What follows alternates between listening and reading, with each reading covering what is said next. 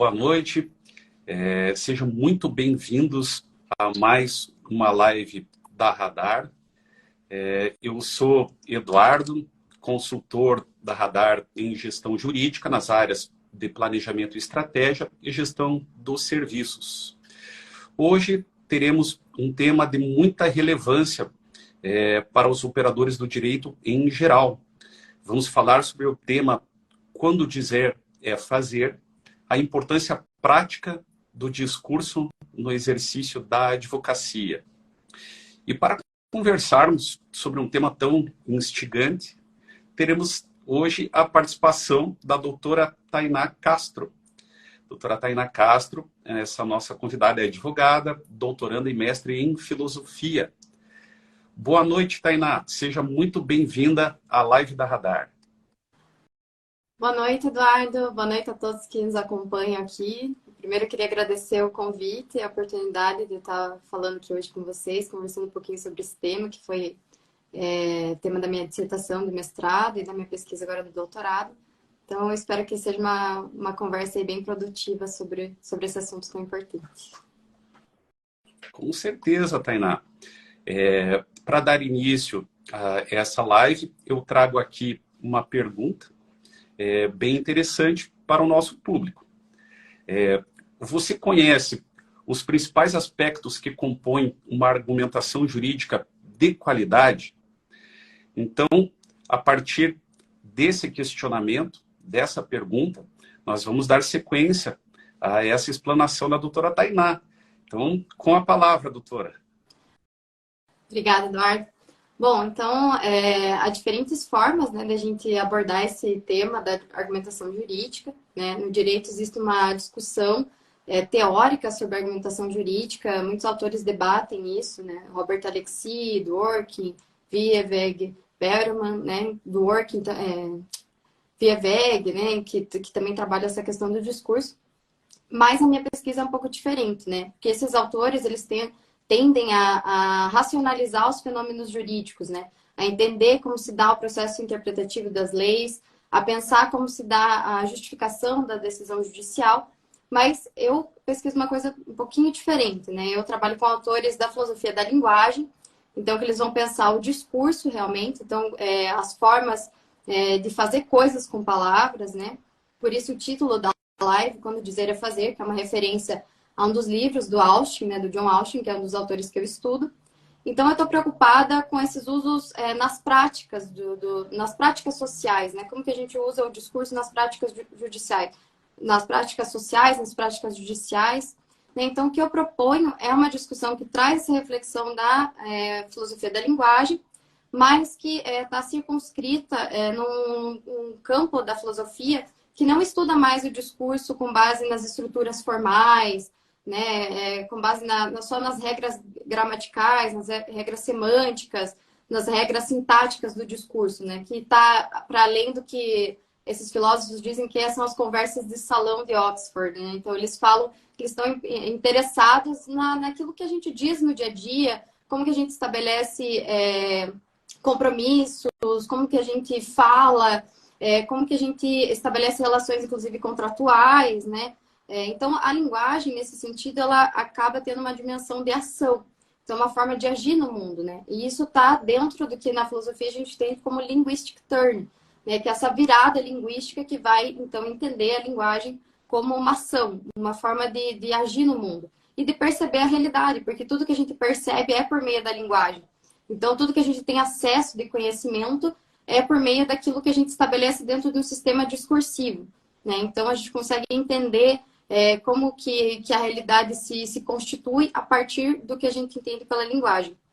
Então, esses filósofos eles estavam preocupados com o uso cotidiano, realmente, da linguagem. Né? Tem uma importância também com relação aos discursos institucionalizados, né? Que aí vão ter um outro tipo de verdade. Por exemplo, os discursos institucionalizados do ponto de vista jurídico, quando um juiz diz, né, condena, enfim, tem uma força de verdade ali, né? Então, tem uma questão de um efeito de verdade que é produzido. Mas esses filósofos também estão preocupados com como que as pessoas se comunicam, como que elas estabelecem vínculos, né? Como que elas estabelecem pactos, enfim, e como que a linguagem se dá como uma forma de vida, realmente, né? Então, tudo que a gente constitui como imaginário coletivo está atravessado pela linguagem. Então, tudo que a gente pensa, a nossa forma de agir, a nossa forma de viver, inclusive, também é atravessada pelo discurso, né? Então, no dia a dia do advogado, por exemplo, isso se dá de diferentes formas, né? Acho que é uma das profissões que mais lida também diretamente com o discurso, né? Porque se a gente pensar no dia a dia de um advogado que tem um escritório, ele precisa fazer uma gestão de pessoas, ele precisa fazer a gestão do escritório, ele precisa lidar com negociações, né, diariamente, com relações contratuais, porque o contrato nada mais é também do que uma forma de escrever algo que vai produzir uma realidade, né? Então, é uma forma de utilizar o discurso para praticar uma ação. E também no âmbito contencioso, né? O peticionamento também é uma forma de escrever de determinado jeito que produza um efeito específico, né? Que é o convencimento, persuadir alguém, enfim. E também na oralidade. Na oralidade, a gente também desenvolve essa capacidade argumentativa que está basicamente ligada à ideia de um discurso que tem uma dimensão de ação, que não é só uma mera descrição da realidade, né? Não, a gente não tem só uma função descritiva. Até quando a gente descreve, a gente também está produzindo o real, né? Então, esse é um primeiro aspecto assim, que eu queria destacar, que eu acho que para você ter uma argumentação de qualidade, né, do ponto de vista do que eu pesquiso, é entender justamente que o discurso ele é uma ferramenta extremamente poderosa, né? As palavras são extremamente potentes e poderosas. Então, existe uma potencialidade nas palavras que permite com que as pessoas, a partir de uma sequência de frases, uma formulação, crie algo que vai ter efeito no real, né? Que vai, inclusive, constituir o real. Né? Então, os discursos, quando eles produzem essas coisas, eles, inclusive, acabam constituindo a nossa própria maneira de ser. Né? Então, não há outra forma de perceber a realidade e o mundo senão por meio de um sistema discursivo, né? Que vai dar nome às coisas. Né? A conceituação, a ideia do que é um conceito é dar nome às coisas. Então, não adianta você ter uma prática só simplesmente, né, se você não tem uma teoria que vá tornar visível determinada prática. Então, a teoria e a prática estão extremamente associadas. Aliás, esses filósofos, né, eles se contrapõem a justamente uma tradição na filosofia que era de tentar entender a linguagem só do ponto de vista formal. Né? Então, eles entendem que é uma teoria prática, né? É uma associação entre as duas coisas. Né? Então, a gente tende a pensar a linguagem nesse sentido, como um dos autores que eu estudo, que é o Wittgenstein, como uma caixa de ferramentas, né? Então, depender do que você vai fazer, você precisa escolher, de fato, a ferramenta correta, né? Porque se você não escolhe a ferramenta correta, a ação que é produzida a partir disso não corresponde com aquilo que você queria executar como ação, né? Então, daí que vem essa problemática do como fazer coisas com palavras, né? Como utilizar a linguagem para produzir um estado de coisas. E o direito ele está o tempo todo lidando com isso, porque tem muitas circunstâncias fáticas que acontecem no nosso dia a dia que tem uma consequência jurídica, né? Então, que são fatos que ganham essa dimensão jurídica, por exemplo, até um casamento, o sim do casamento, né? Que inclusive é um dos exemplos do Austin, né? Ele instaura um estado de coisas, né? Então, ele muda o teu estado civil, ele te coloca em outra condição diante desse pacto social. Aliás, o próprio pacto social, a ideia de contrato social, é justamente estar dentro de um sistema discursivo. Então, e respondendo a ele de acordo com as regras desse jogo. Né? Por isso a ideia do jogo, do discurso como um jogo. Porque é justamente entender que existe um campo estratégico, um campo de batalha, né? Em que você, de fato, age de acordo com uma regra que é estabelecida por meio do sistema discursivo. Então, o Austin, né, no livro dele, How to Do Things with Words, né, que é uma referência ao título da live, ele fala justamente sobre esses usos práticos. Ele tenta trazer vários exemplos, assim, que são exemplos que não são taxativos, porque tem muitas formas de usar a linguagem, mas ele traz exemplos do batismo, enfim, cerimônias, rituais, em que a pessoa que dizendo daquela maneira, naquela circunstância específica, produz um resultado determinado, né? Então, ele vai analisar isso de diversas formas, inclusive na esfera judicial, né? Porque quando, na circunstância de um rito judiciário, né, aquilo que é dito pelo juiz é tomado como verdade e produz um efeito prático na realidade. Então, ele vai dizer que isso tem uma força, né? Uma força de verdade, uma força vereditiva. E aí ele dá vários exemplos desse dizer-fazer, né? Que tudo que você diz, você está, ao mesmo tempo, também fazendo coisas. Então, você não está só meramente descrevendo. Então, eu acho que uma das importâncias também de ter uma argumentação de qualidade nesse sentido e de entender, né, partindo do pressuposto que o discurso é uma forma de agir no mundo, também questionar e desestabilizar essa ordem que normaliza as coisas. Né? Porque a gente tem no direito muitas coisas que são repetidas, né? Repetidas constantemente, enfim. Se você for, por exemplo, um advogado que vai ficar repetindo o que já está aí, né? De repente você não tem aquele poder criativo e aquela potencialidade criativa de ir além, às vezes, de uma interpretação, de formular uma tese, por exemplo, né? Então, tem um autor que eu gosto muito, que é o Luiz Alberto Vará, que ele fala do senso comum dos juristas, né? Que o senso comum dos juristas seria esse conjunto de metáforas, de imagens, de representações, de hábitos, enfim, que são aceitos como verdade. E quando você tem a consciência de que o discurso tem uma força produtiva, você também consegue utilizar isso de forma prática, no sentido de questionar essas coisas normalizadas, de repente, formular uma nova tese, né? Então, numa petição, ou defender um ponto de vista que, às vezes, vai fazer com que aquela ideia que já estava estabilizada venha a se modificar, se alterar. Né? Então, eu acho que pensar o discurso a partir de como ele funciona, né? Desse funcionamento estratégico do discurso, de como se dão os usos da linguagem no cotidiano, permite, né, a quem faz a análise discursiva ter uma melhor compreensão da realidade, dos efeitos que são causados por aquilo que é dito. Então, negociações, contratos, peças judiciais, né? Então, a gente vê isso diariamente.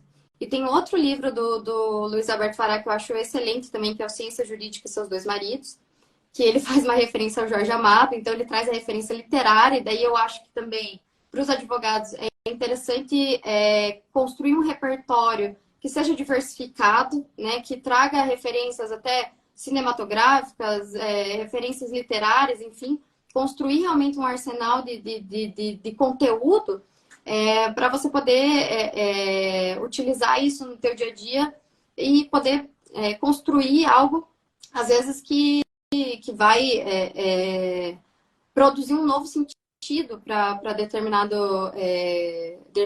situação, né? Então, ele fala que a gente precisaria ter mais poder criativo, né? Ele critica isso, porque no direito a gente tem uma tendência a ser muito formalista, né? A ser muito legalista, enfim, a se preocupar muito com a dogmática jurídica, que é importante, né? Acho que é importante ter o conhecimento técnico, mas eu acho que também é importante ir um pouco além disso, né? Então, eu acho que aí está o diferencial, né? Aí está um elemento de inovação que a gente pode explorar a partir da potencialidade criativa e criadora do discurso, né?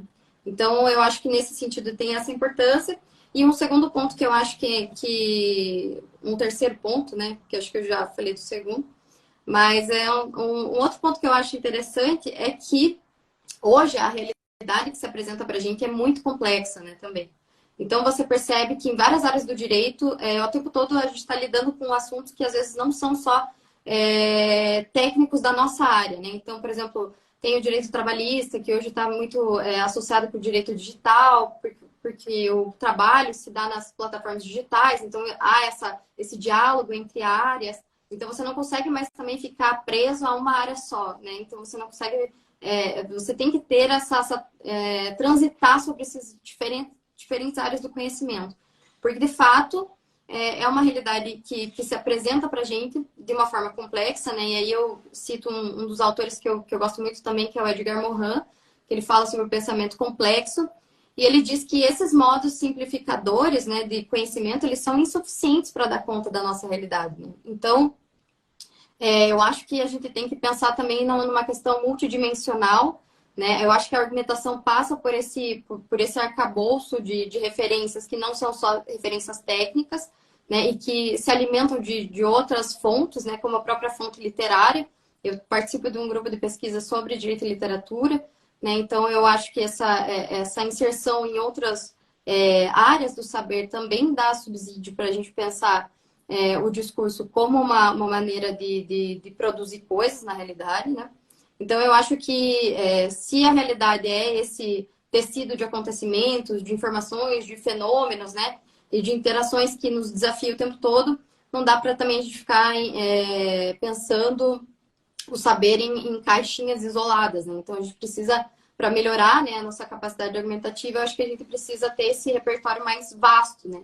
Então, eu acho que se apropriar dessas outras referências, ter esse conhecimento do pensamento como um pensamento complexo, né, como o Edgar Morin sustenta, eu acho que é importante para ter uma mais efetividade, né? Porque quando a gente fala de efeitos do discurso, a gente está falando de uma comunicação eficaz, né? Então a gente está falando de algo que o que a gente diz vai produzir aquilo que a gente quer dizer, né? E isso é tão difícil hoje porque as pessoas têm dificuldade de se comunicar, de se expressar, têm dificuldade, inclusive, de utilizar o idioma, né? De utilizar o português corretamente, inclusive, que pode ter consequências gravíssimas. Se você escreve num contrato algo que está errado do ponto de vista gramatical, por exemplo, pode acabar produzindo uma consequência completamente contrária àquilo que você queria. Então, eu acho que tem todos esses aspectos assim que são importantes. Então, eu citaria, para começar, assim,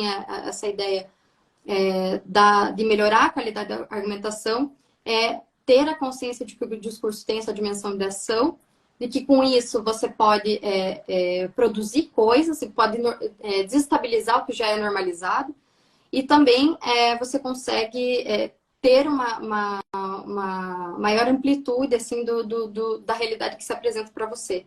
Né? Então, eu acho que a partir do entendimento de que existe uma realidade complexa, você também consegue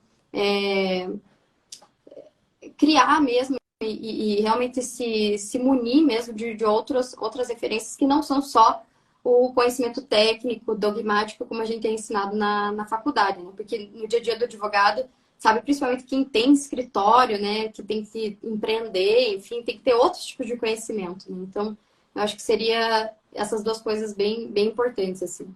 Perfeito. Olha só quanta informação para trazer a resposta a esse questionamento inicial da nossa live. Na realidade, nós temos que trabalhar sempre com a ideia de nós temos uma mensagem aqui, se nós partirmos do pressuposto que estamos falando da advocacia, e identificar a melhor forma de fazer essa mensagem chegar ao destinatário de forma eficaz, para atingir aquele resultado pretendido. Quanto à linguagem, quanto ao discurso, nós podemos pensar, por exemplo, na prática da advocacia, o peticionamento, lógico, né, em primeiro lugar, ou como você muito bem trouxe o exemplo de um contrato ali, para quem atua no consultivo, ter essa precisão técnica para amarrar o contrato de modo a atingir o objetivo daquele nosso cliente, trazer aquela segurança necessária e, sobretudo, atingir, talvez modificar, como você também colocou, algo que já estava, de certa forma, estabelecido. Se nós queremos trabalhar com uma argumentação, naturalmente que nós podemos pensar naquele cenário de disputa, de guerra das argumentações, de quem vai contra-argumentar, da parte contrária. Se nós pensarmos ali no litígio, é a defesa ferrenha pelo interesse do nosso cliente. E daí nós passamos também aquela ideia da oralidade, prática frequente da advocacia, seja numa audiência, seja no acompanhamento de uma perícia ou na sustentação oral. Aí é um ponto que nós podemos perceber o brilho de muitos advogados que têm, digamos assim, um discurso muito rico, muito coeso e muito amplo no sentido de trazer esses vários aspectos, sejam de outras áreas, sejam de outros atores que compõem aquele processo. Então, nós podemos pensar nas cortes superiores, quem litiga e tem que trabalhar com uma argumentação jurídica, eu diria, ali em altíssimo nível, num tribunal superior, algo que tem ali a participação de amicus curiae, que tenha os interesses de outros atores envolvidos. Eu diria que a argumentação, a mensagem tem que chegar para os ministros de modo a sopesar esses interesses, a trazer algo que favoreça naturalmente a tese que nós defendemos, mas considerando o que vai ser argumentado por diferentes atores. Quando nós pensamos nessa multiplicidade, aí eu penso, eu tenho a impressão que o discurso tem que estar muito preciso, tem que ter um rigor do ponto de vista não só semântico, mas do objetivo a ser alcançado, de onde nós queremos atingir aqui no bom sentido o nosso interlocutor, ou a parte contrária. Ou se pensarmos no exemplo do tribunal do júri, o convencimento do júri. Então, aqui, nós conhecemos bem o trabalho do Ministério Público ou do advogado de defesa no convencimento dos jurados. Então, não raras vezes, nós temos aquela ideia muito, eu diria, muito importante na área penal, para quem atua com júri. Nós sabemos que tem estudar o perfil do jurado, a composição do júri, a depender do crime que está sendo julgado e do resultado a ser obtido, seja pelo Ministério Público ou pelo advogado de defesa. Nós sempre vamos enviar uma mensagem. Agora, como essa mensagem vai ser recebida e o impacto que vai ser produzido com isso, bom, aí vai depender da habilidade daquele operador do direito para obter o resultado pretendido.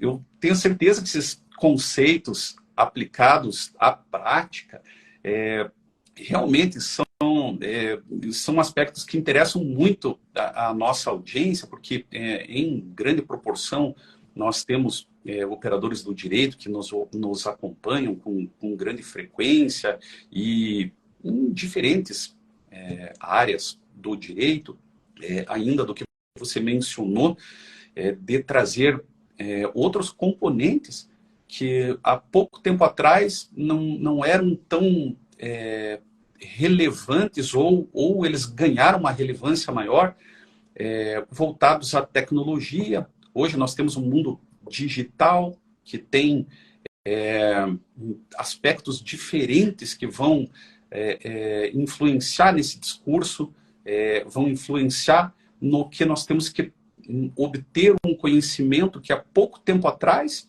não fazia parte da realidade da advocacia, ou para outros ramos.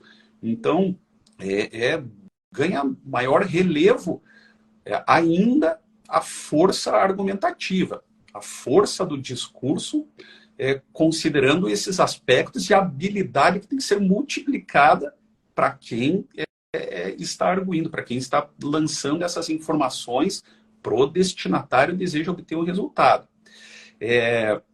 Com essas ideias de aplicabilidade desses conceitos que você muito bem explorou, né, nessa parte inicial da nossa live, Tainá, o que você enxerga e pode trazer para o nosso público dessa associação à prática de todo esse arcabouço teórico que você ilustrou no início, mas de ações práticas para os operadores do direito? Nós podemos pensar, por exemplo, aqui, técnicas de peticionamento ou técnicas de oralidade, de oratória, ou algum outro tipo de recurso que você entenda como interessante para entregar a mensagem ou que componha uma técnica inicial para o recebimento daquela mensagem de uma forma mais forte do que seria sem um recurso. Hoje temos Visual Law, temos outras fontes, mas o que você poderia trazer para a nossa audiência de ideias interessantes, de aplicabilidade prática desses conceitos do discurso? Bom, Eduardo, primeiro pegando um pouco do que você falou sobre a ideia de jogo e campo estratégico, né, do litígio, né? Na minha dissertação eu defendi que o rito judiciário é uma batalha regrada, né? Porque a gente tem um rito judiciário que informa quais são os gestos, quem fala, quando fala, né? Então a gente tem um aspecto até, eu diria, teatral na audiência, enfim, né? Você falou muito dos atores, né? Os atores realmente, né? Então é como se fosse uma peça de teatro, né? Que tem essa dramática judiciária, né? Que envolve algo que não é só aquilo que eu digo, mas também a forma que eu digo, né? Então a forma que você diz, às vezes pode produzir um resultado diferente daquilo que você tinha como intenção.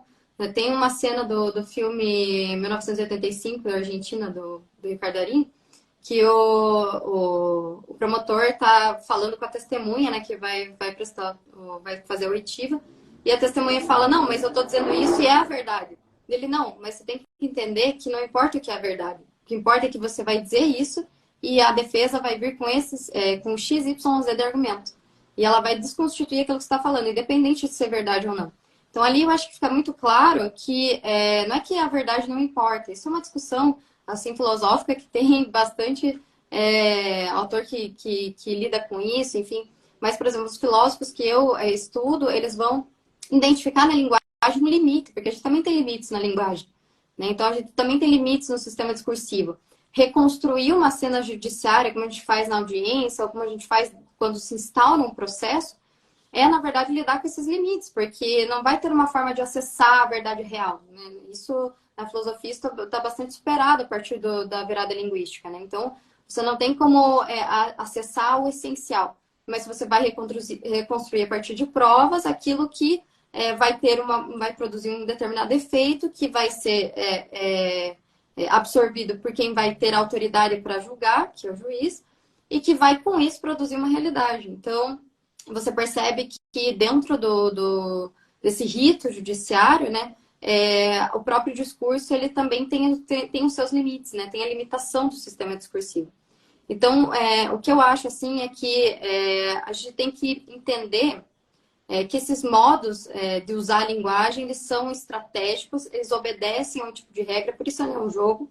O jogo é justamente porque ele obedece a regras do procedimento, que é justamente isso que eu falei, do como dizer, né? Então, se você quer convencer alguém, você nunca vai pode dizer convenço o quê? Você vai falar assim, argumento o quê? Né? Então, aí o Ausch também faz essa diferença do que ele chama de ato locucionário e ato perlocucionário. Que uma coisa é o que você diz e a ação que você produz, argumentar e sustentar algo, outra é o efeito que você vai causar no teu interlocutor, né? Que depende mais da tua habilidade. E aí eu volto na minha questão de que o advogado hoje, eu acho que ele tem que realmente ter mais ferramentas discursivas que não são só simplesmente um conhecimento técnico, né? Então, eu acho que dialogar com outras áreas, né? Aliás, foi uma das razões pelas quais eu optei pela filosofia, né? Eu me formei em Direito, fiz especializações na área do Direito, mas eu senti falta de coisas que o Direito não me respondia. Então, por exemplo, tem a teoria da argumentação jurídica, como eu mencionei no início, e autores que eu mencionei no início, que vão explicar e tentar justificar racionalmente os fenômenos jurídicos. Mas eu entendi que no uso prático eu precisava me recorrer a outros autores. Então, é sempre um exercício, assim, de buscar um conhecimento que às vezes não é só aquele conhecimento dogmático, né? Então, eu acho que isso é bastante importante. Então, o Austin, por exemplo, que é um autor que eu estudo desde o mestrado, né? Ele fala que existem situações concretas em que dizer é fazer, né? Então, ele relaciona essa série de rituais, né, em que a palavra dita dessa determinada maneira, ela vai produzir uma ação, né? Então, aí ele dá esses exemplos do cotidiano. Ele dá o exemplo do batismo, ele dá o exemplo do casamento, ele dá o exemplo do contrato, do julgamento, enfim. Então, a força do que é dito nesse sentido, ela depende mais de uma observância do procedimento dessas regras, né? Do que da intencionalidade até do que você fala. Então, daí voltando nesse exemplo do filme, não importa a intenção que você tinha de falar, eu estou falando a verdade. Porque se isso for dito de determinada forma e tomado de determinada forma, não vai ser entendido como verdade. Né? E aquele observador que está ali, que é, por exemplo, que você precisa, entre aspas, convencer que seria o juiz, né? Ele vai receber isso de uma determinada forma que às vezes não mesmo que você esteja falando a verdade, às vezes isso não é assimilado daquela forma. Então, existe aí um reconhecimento de que dimensões extralinguísticas, então dimensões que estão para além das regras gramaticais, etc., né? Os gestos que você utiliza, né? Todo mundo fala gesticulando. Então, a depender do gesto que você faz, a depender da forma com que você fala, isso vai ter uma consequência diferente. Isso vai alterar, inclusive, o sentido das palavras. Né? Por isso que esses autores da filosofia, eles vão pensar muito mais o discurso em termos do que ele faz, né, do funcionamento, do que é verdadeiro e falso. Porque essa discussão do verdadeiro e falso, que era uma discussão bastante associada com a metafísica, né, de você poder chegar a uma verdade real das coisas, isso do ponto de vista prático, né, quando você está realmente exercendo, né, o teu poder de fala e produzindo ações com isso, acaba que isso fica em segundo plano, né? Porque aí você percebe que, na verdade, se trata dos efeitos daquilo que você está dizendo, né? Das forças do que aquilo que você diz. Porque, por exemplo, se um juiz diz alguma coisa, tem uma força de verdade. Se um advogado diz, não tem necessariamente uma força de verdade, né? Tem uma força, talvez, argumentativa, enfim, mas não é tomado necessariamente como verdadeiro. Né? Então, isso também leva à consciência de que, a depender da autoridade que fala, isso também tem um sentido distinto. Então, por exemplo, no direito, isso tem uma discussão muito grande sobre a subjetividade dos julgadores. Né? Uma das coisas que assim, a gente mais ouve os advogados reclamando que um tribunal decide de um jeito, outro tribunal decide de outro, que você não consegue ter uma segurança jurídica, né? Isso é uma coisa, um debate muito, muito presente no direito. Mas, na verdade, o que importa quando o juiz profere uma sentença, enfim, não é nem muito a subjetividade dele, porque independente do que ele pensa ou não sobre determinado caso, a partir do momento que ele diz, já está sendo produzida uma ação. Então, é um problema que eu enxergo que é muito mais da autoridade de quem está falando, né, do que propriamente que se instaurou ali uma problemática em função da subjetividade dele, da intenção que ele teve.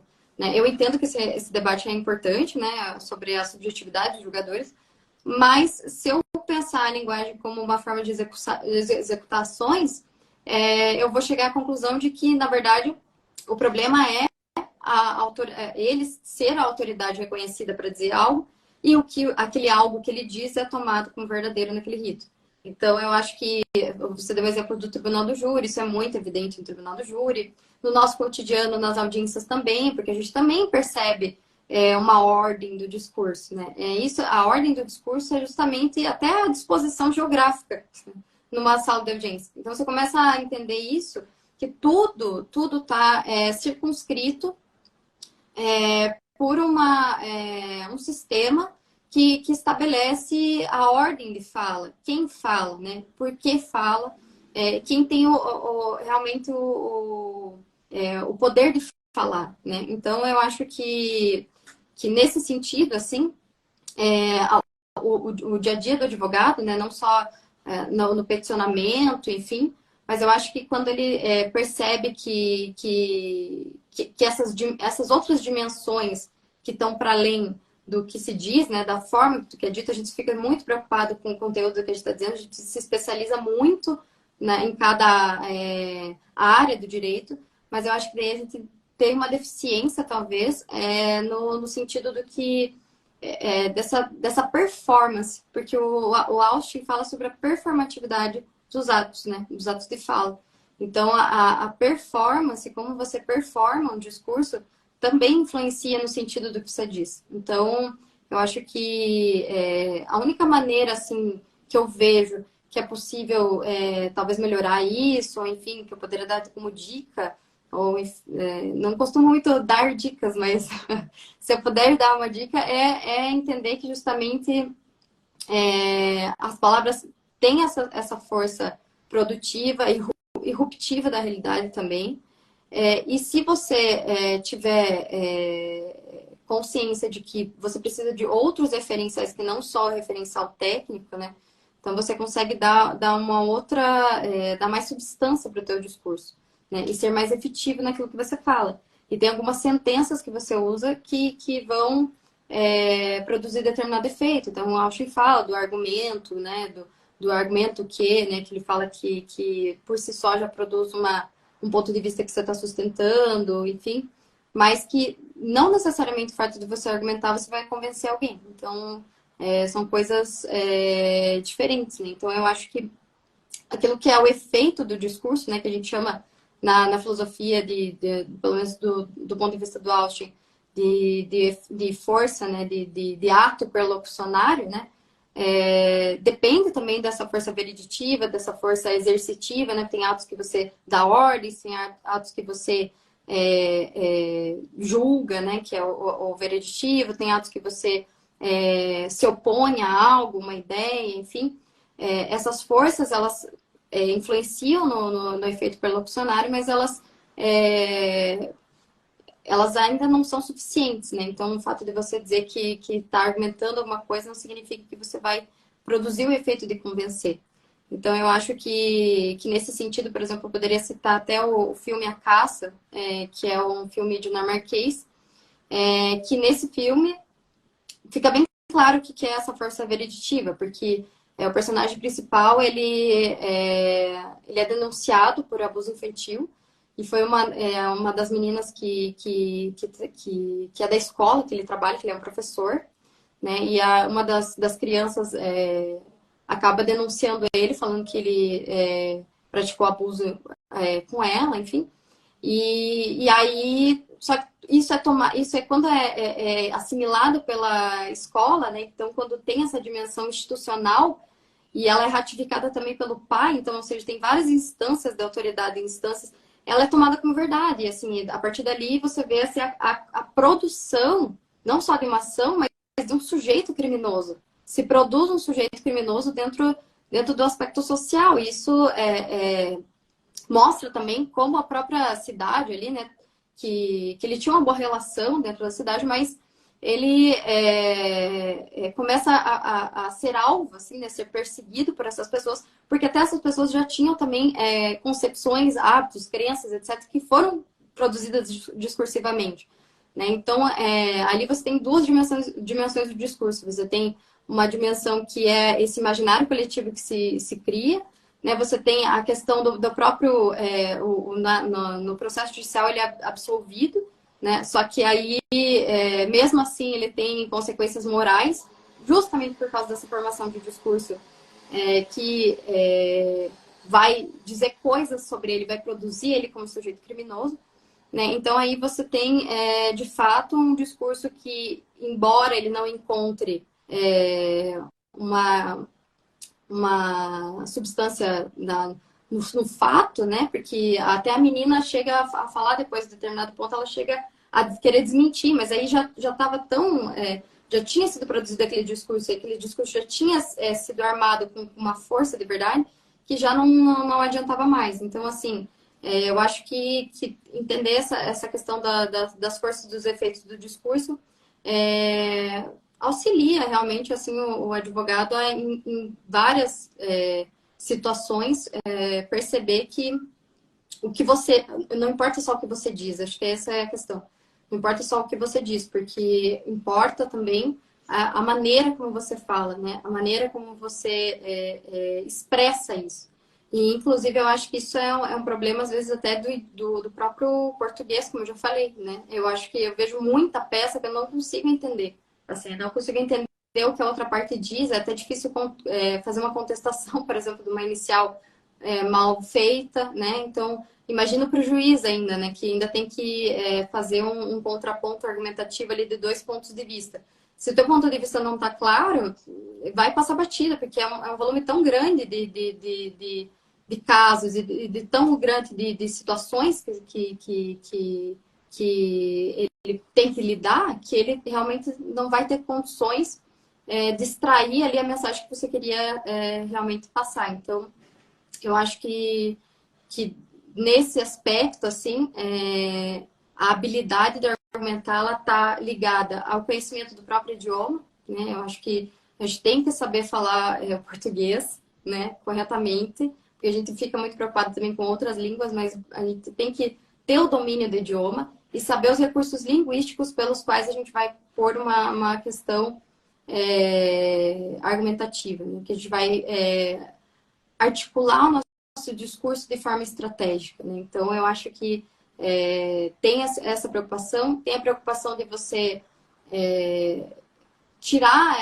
extrair de outras fontes conteúdo para entender a realidade, porque a realidade é uma realidade complexa, né? Então, eu recomendo muito que, se tiverem oportunidade, tenham contato com a leitura do Edgar Morin, que fala sobre o pensamento complexo.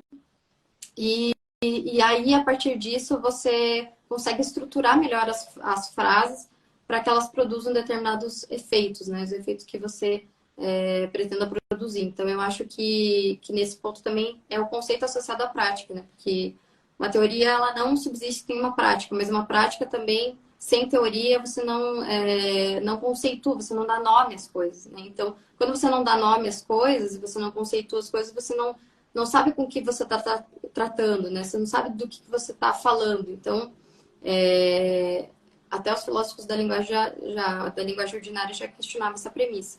Então, o discurso acaba sendo realmente uma ferramenta estratégica mesmo no dia a dia e também do ponto de vista daqueles que fazem gestão de pessoas, né? Porque a gestão de pessoas também passa por relações comunicativas, né? A prática social, né, ela se dá nessa comunicação, que é dialógica, né, que é construída também e que, tendo uma maior dimensão, né, do que o discurso produz, né, eu acho que é possível articular isso de uma melhor maneira, né? Então, eu acho que seria mais ou menos por aí. Assim.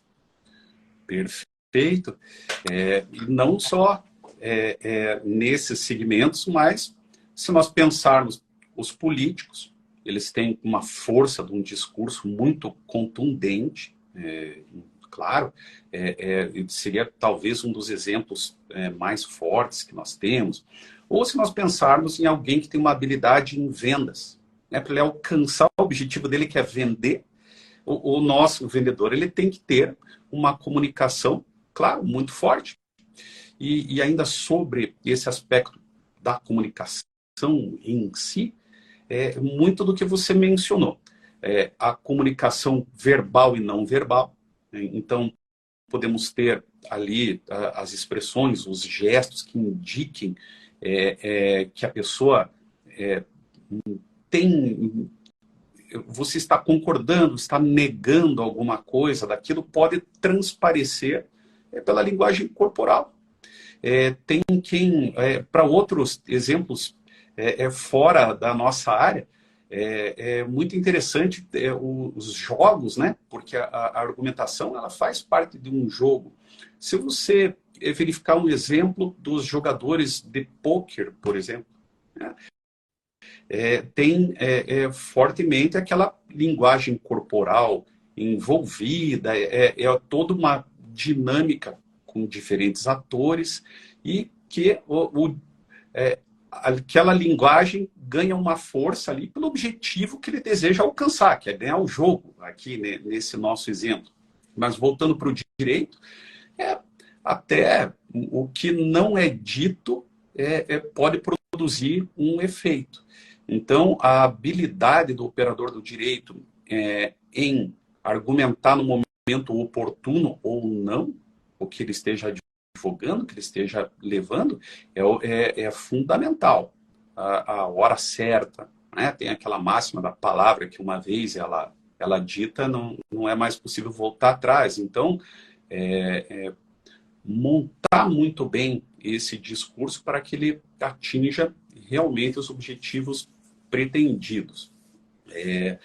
Dessas ações práticas, depois eu acredito que nós poderíamos passar essas sugestões que você mencionou, Tainá, dos filmes e também dos autores, para quem nos acompanha. Nós podemos até mencionar alguma coisa ali depois com a publicação dessa live. Tenho certeza que muita gente vai ter interesse em se aprofundar, em conhecer um pouco mais dessa matéria, desse assunto tão relevante para a prática do dia a dia da advocacia. Então, em linhas gerais, eram essas informações. Já estamos chegando aqui ao final da nossa live. Passa rápido, né? Falando de um tema tão interessante e que nós conseguimos perceber a aplicabilidade prática dessa teoria, eu diria até complexa, para formar o convencimento, para atingir o efeito que nós desejamos produzir. Como você falou muito bem, aquele exemplo da autoridade da palavra, do juiz, uma coisa ouvir o que está sendo arguído por uma testemunha ou por um advogado, mas outra coisa é ouvir o ponto de vista ou parecer de um perito dentro de um processo judicial. Então, a força de autoridade que o perito vai trazer para aquela situação fática, muitas vezes é o que vai trazer o embasamento para a decisão do juízo, né? Sem sombra de dúvidas, vai ser pesado. Aí nós entramos já no contexto de provas, na ideia das provas. Então, é algo muito forte, muito intenso e que daí daria um trabalho muito maior para o nosso advogado buscar trazer um discurso para desconstituir o que está sendo trazido ali pelo nosso perito. Muitas vezes não é possível, ele tem que contrapor com outra perícia, alguma coisa assim. Não vamos entrar muito nesse mérito, mas tem outras provas também que podem ser produzidas, obviamente, mas é bem interessante esse cenário. É fácil de imaginar essa disputa, esse jogo, essa aplicabilidade. E o discurso também pode ganhar relevo se nós pensarmos lá na teoria dos jogos. A teoria dos jogos é perfeitamente aplicável. Aliás, eu penso até que indissociável o efeito que você pretenda produzir. Certo? Muito, muito interessante.